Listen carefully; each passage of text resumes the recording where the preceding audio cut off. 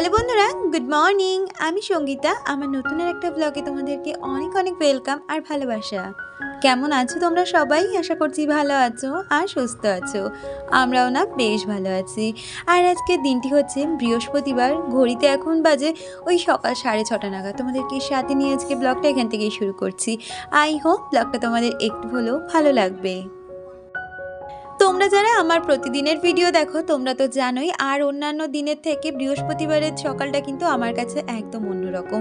কারণ প্রতিদিন তো সকালে উঠে একটা নির্দিষ্ট সময় বাসি কাজ সেরে স্নান পুজোটা সেরে নিই, কিন্তু বৃহস্পতিবারের দিনকে কিন্তু ওই কাজটুকু আমি করতে পারি না। কারণ বৃহস্পতিবারে ঠাকুর দিতে অনেকটাই সময় লেগে যায়, আর এখন যেহেতু আমার বাড়িতে নতুন অতিথি চলে এসেছে তাই আরও তো সময় লাগবেই। তো সেই কারণে দেখো এদিকে কিন্তু আমি এখন চলে এসেছি ঘরদোরগুলো আগে গুছিয়ে নিতে। এই ঘরে বিছানাটা তুলে নিতে চলে এসেছি। দুষ্টু কিন্তু পরীক্ষা দিতে চলে গেছে, সাথে তোজও উঠে পড়েছে। তোজো ওদিকে ব্রাশ করে ওর বাবা ওকে হরলিক্স করে দিচ্ছিল, ও ওই ঘরে বসে সেটা খাচ্ছিল। আর তারপরেই দেখো আমি সোজা চলে এসেছি বিছানাটাকে আগে গুছিয়ে নেব। এই ঘরটা গুছিয়ে নিয়ে তারপর ওই ঘরটা গুছিয়ে নেব, আর তারপরেই তোজোর টিফিনটা বানিয়ে দেবো। তাই একের পর এক বিছানাগুলো গুছিয়ে নিলে কিন্তু আমার কাজটাও হয়ে যায়। আর ওই যে মানে দেরি করে তো বৃহস্পতিবারে স্নান করা হয়, তাই অসুবিধা আর কিছুই হয় না। কারণ আগে থেকে কাজটা যদি আমার গোছানো থাকে, স্নানের পরে পুজো দিলেই শুধু রান্না করলেই হয়ে যাবে, তখন আর এই ঘর বাড়ি গোছানোর কাজটা থাকে না।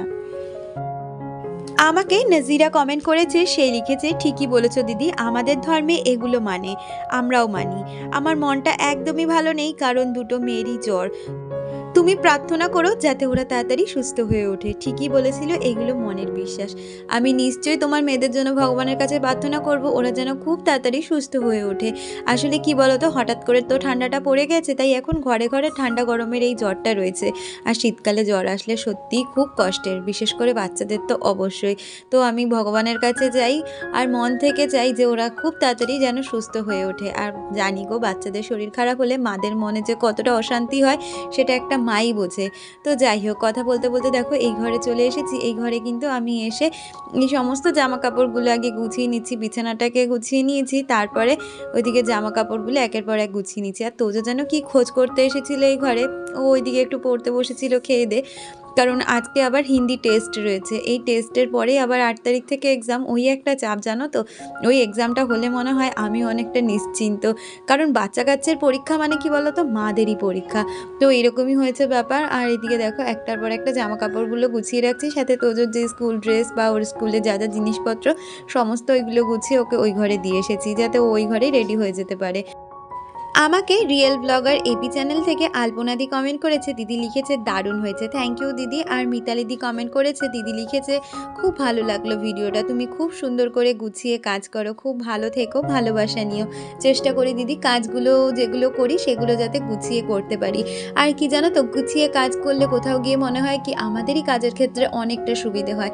সেটা যে আমি মানে শুধু ঘর বাড়ি গোছানোর ক্ষেত্রে সেটা কিন্তু নয়, সবসময় যে কাজগুলো করার চেষ্টা করি একটু গুছগাছ করে নেওয়ার চেষ্টা করি, তাহলে আমার কাজের ক্ষেত্রে অনেকটাই সুবিধে হয়। আর এদিকে দেখো সমস্ত জামা কাপড় গুছিয়ে নিয়েছি, আর এখন দেখো সাথে করে বিছানাটাকেও সুন্দরভাবে ঝেড়ে নিয়েছি। আর এই শীতের দিনে সত্যি কথা বলতে এই ঘরটা না জামা কাপড়ে এতটাই নোংরা হয়, মাঝে মধ্যে নিজেরও খুব খারাপ লাগে। যদিও বা চেষ্টা করি প্রতিদিন বিকালে জামা কাপড়গুলো গুছিয়ে রাখার, কিন্তু ওই যে রাত্রিবেলা শোয়ার আগে সবাই তো আবার জামা কাপড় ছেড়ে এই ঘরে রেখে যাই, তখন আর গোছানো হয় না, যেগুলো এখন সকাল করে গুছিয়ে নিই। আর এদিকে দেখো আমি যে রান্নাটা করছি, মানে ওকে না আজকে তোজোকে আজকে একটু এগরোল বানিয়ে দেবো, তার জন্য বিটরুট দিয়ে আটাটাকে মেখেছিলাম। তো ওইটা হচ্ছে পিঙ্ক পরোটা তোজোর কাছে। তো ওইদিকে না আমি যখন আটাটা বেলছিলাম আমি খেয়ালই করিনি যে আমার এই ভিডিওটা ব্লার হয়ে গেছে। তো আমি পরে যখন এডিট করতে বসি তখন দেখলাম। তো যাই হোক, তোমরা বুঝতে পারলেই হলো। আর ওইদিকে দেখো এখন পরোটাগুলো মানে পরোটাটাকে ভালো করে ভেজে নিয়েছি, আর তারপরে ডিম দিয়ে কিন্তু রোলের মতন করে দিচ্ছি। আর কি বলতো, এরকম বিটরুট রুটি বা পরোটা খাওয়া কিন্তু হেলথের জন্য খুব ভালো। অ্যাকচুয়ালি বলে শীতকালে কিন্তু বিটরুট বা সমস্ত রকমের সবজি আমাদের অনেকটা হেল্প করে শরীরের অনেক রকম রোগ প্রতিরোধ করতে। তো বাচ্চাদের খাওয়া তো অবশ্যই করে ভালো, যার জন্য এমনি করে দিলে তো তোজো খেতে চায় না, তাই এরকম মাঝে মধ্যে একটু বুদ্ধি খাটিয়ে বলো টিফিনগুলো করতে হয়। ওই যে এর আগের দিন দেখিয়েছিলাম বিটরুট দিয়ে আর গাজর দিয়ে পরোটা করেছিলাম, আর এইভাবে কখনো কখনো বিট দিয়ে ভালো করে আটা মেখে কিন্তু পরোটা মতন করে দিই, ওদেরও করে দিই, আমি নিজেও কিন্তু খাই। এটা কিন্তু আমার হেলথের জন্য অনেক ভালো। এছাড়া কিন্তু স্কিন খুব ভালো করে এই বিটরুট। তো যাই হোক, ওইদিকে তোজোর ব্যাগপত্র গুছিয়ে দিচ্ছি, আর এদিকে দেখো আজকে নিয়ে এত ঠান্ডা পড়েছে।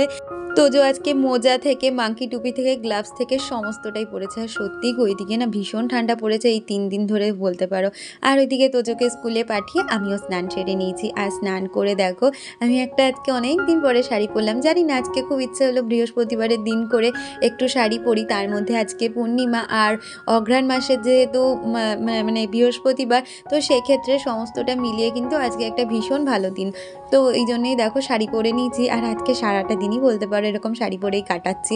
মানে ভীষণ অসুবিধে হচ্ছিল, কিন্তু কিছু তো করার নেই, অভ্যেস নেই যেহেতু।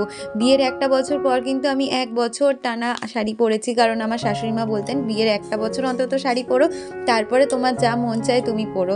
তো বিয়ের 1টা বছর পরেছি, তখন কষ্ট হয়নি। আর এখন তো অভ্যেস নেই প্রায় বলতে পারো 9টা বছর, যার জন্য কিন্তু এখন শাড়ি পরে কাজবাজ করতে ভীষণ অসুবিধে হয়। আর ওইদিকে বেশ কিছু জামা কাপড় আজকে কাচার ছিল, যেগুলো অনেক আগে ভিজিয়ে রেখেছিলাম, স্নানের সময় কেচে নিয়েছি। আর এগুলো দেখো একের পর এক মেলে দিচ্ছি। ওই দড়িতে বেশ কিছুটা মেলেছি, আর এই দড়িতেও ভালো করে মেলে দিচ্ছি সমস্তটা। আর এই দড়িতে না ভারী জামা কাপড়গুলো মেলি, কারণ এদিকে রোদটা সবার আগে আসে, আর এইদিকে জামা কাপড়গুলো সুন্দর শুকিয়ে যায়। কিন্তু এখন ওই যে শীতের রোদের তো আর খুব একটা তেজ নেই, যার জন্য মোটা যে জামা কাপড়, যেমন ওই আমার একটা জ্যাকেট কেচে দিয়েছি, সাথে তোজোর একটা হাইনেক গেঞ্জি, এগুলো না দুদিনেই শোকাতে হয় বলতে পারো। আমাকে অনিশা কমেন্ট করেছে, সে লিখেছে খুব সুন্দর হয়েছে ভিডিওটা, থ্যাংক ইউ অনিশা। আর অর্পিতা কমেন্ট করেছে, সে লিখেছে খুব ভালো লাগলো ভিডিওটা। ও লিখেছে আমার রান্নাঘরেও খুব ইঁদুরের উৎপাত। আর বলো না গো, আমাদের রান্নাঘরে তো ভীষণ ইঁদুরের উৎপাত, ওই বড় বড় ইঁদুরগুলো জানো তো। আর এই 2 দিন ধরে দেখছি আমাদের ঘরে, মানে আমরা যেই ঘরটায় থাকি ওই ঘরে না ছোট দুটো, মানে একদম নেংটি যে ইঁদুরগুলো হয় সেগুলো ঘুরঘুর করছে। জানি না, শীতের এত চারিদিকে জামা কাপড় যদি কেটে দেয় ভীষণ ভয় লাগে। আগের বছরে জানো তো আমার অনেক জামা কাপড় নষ্ট করেছে, যদিও বা আমি গুছিয়ে গাছিয়ে রাখি, কিন্তু সমস্তটা আর ডামে ডামে বা আলমারিতে তুলে রাখা সম্ভব নয়। এই তো না যে আমার ওয়ার্ড্রপ রয়েছে যেখানে আমি সমস্ত জামা কাপড় রাখতে পারবো, যেভাবে সেফটি রাখা যায় রাখি। তারপরে আর ইঁদুরের কথা কি বলবো, ভীষণ জ্বালাচ্ছে। তো যাই হোক, দেখো কথা বলতে বলতে আজকে বৃহস্পতিবারের দিনকে জয়নগরের মুয়া দিয়ে ঠাকুরকে আজকে ভোগ দিয়েছিলাম। আর সমস্ত ঠাকুরকে সুন্দর করে সাজিয়ে গুজিয়ে ফুল জল দিয়ে পুজো করে নিয়েছি। আর বৃহস্পতিবারের দিনকে না সব ঠাকুরকে স্নান করাতে হয়, তো অনেকটা সময় লাগে। আর এদিকে সবাইকে কিন্তু এখন আরতিও করে নিচ্ছি। বিয়ের আগে থেকেই জানো তো সকালবেলা স্নান করাটা আমার একটা অভ্যেস বলতে পারো। বিয়ের আগে মাই ঠাকুর পুজো দিত, তবে আমাদের তো শিব মন্দির রয়েছে বাড়িতে, তো সেক্ষেত্রে মন্দিরে একবার করে হলেও শিবের মাথায় জল ঢালতাম। তো সেই অভ্যেসটা রয়ে গেছে। এখন বিয়ের পরেও কিন্তু এই সকালবেলা করে স্নান করে পুজো দেওয়াটা আমার একটা অভ্যেস।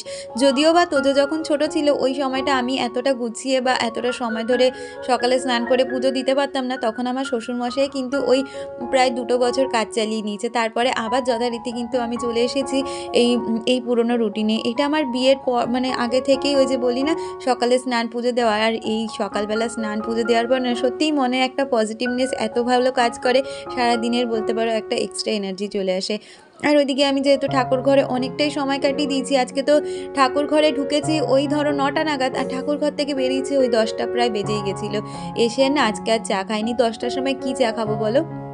এদিকে হাজব্যান্ড দেখলাম সব কাটা ধোয়া, মানে কাটাকুটি করে দিয়ে গেছে, ও তো আর ধুতে পারেন না, তাই এসে আগে চিকেনটাকে ধুয়ে নিয়েছি, আজকে চিকেন করব। আর তার সাথে কালকে একটু মাছের মাথা ছিল যেটা ফ্রিজে রেখে দিয়েছিলাম, মানে কালকে 2টো মাছের মাথা এনেছিল, একটা দিয়ে পালং শাক করেছি আর একটা রেখে দিয়েছিলাম, আজকে একটু কিছু করে নেব। তো ওইদিকে দেখলাম হাজব্যান্ড বাঁধাকপি নিয়ে এসেছে, সে কিন্তু সমস্তটা ভালো করে কেটে দিয়েছে আর আমি ধুয়ে নিয়েছি। আর এইদিকে মাছের মাথাটা ভেজে এখন বাঁধাকপিটাও বসিয়ে দেবো। আর এই মাঝে মধ্যে না এই শীতের মধ্যে এই বাঁধাকপি মাছের মাথা দিয়ে খেতে কিন্তু খুব ভালো লাগে। তো আমাকে কেয়া সাহা কমেন্ট করেছে, সে লিখেছে তোমার রান্নাঘর গুছানো খুব ভালো লাগলো দিভাই, তুমিও ভালো থেকো। তুমিও খুব ভালো থাকো কিয়া, আর আমার সাথে এইভাবেই সবসময় থেকো। আর অনামিকা আমাকে কমেন্ট করেছে, সে লিখেছে তোমার গ্রসারি অর্গানাইজেশনের ভিডিও দেখতে খুব ভালো লাগে। অনেকেই আছো যারা আমার গ্রসারি অর্গানাইজেশনের ভিডিও দেখতে ভীষণ পছন্দ করো, আর এই কাজটা করতে বলতে পারো আমারও ভীষণ ভালো লাগে। তো যাই হোক, ওইদিকে আমি বাঁধাকপিটা বসিয়ে দিয়েছি, সাথে করে কিন্তু এদিকে মাংসটাও বসিয়ে দিচ্ছি। আজকে বলতে পারো এতটা তাড়াহুড়োর মধ্যে সমস্ত রান্নাবান্নাগুলো কমপ্লিট করেছি, একেই এতটা দেরি করে রান্নাঘরে ঢুকেছি, দ্বিতীয়ত আজকে মানে কালকে যেই ভিডিওটা দিয়েছি ওটা অনেকটাই বড় ছিল, প্রায় ২০ মিনিটের। তো সেই ভিডিওর ভয়েস ওভার দিতেও তো প্রায় আমার মানে প্রায় ১ ঘন্টার কাছাকাছি সময় লেগে গেছে। আর তারপরে এদিকে রান্নাবান্না, তারপরে আবার তোজুকে আনতে যাওয়া। আর শীতের বেলা তো সময় কিভাবে চলে যায় মালুমই পাওয়া যায় না।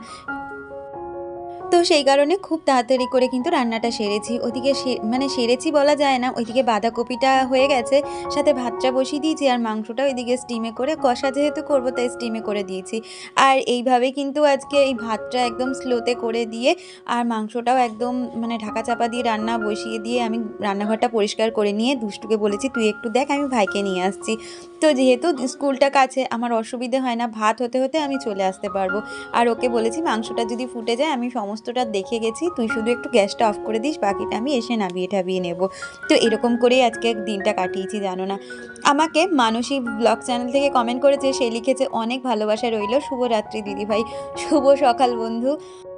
আর আমাকে শ্রেষ্ঠা কমেন্ট করেছে, সে লিখেছে, "গুড রিচুয়াল, মানে হলো ডিসিপ্লিন লাইফ। আর তুমি একটা সংকল্প নেবে রিচুয়ালের জন্য, এটা ভালো জিনিস। কিসের সংকল্প দিদি আমি বুঝতে পারলাম না, আমাকে আজকের ভিডিওতে অবশ্যই কমেন্টে জানিও।"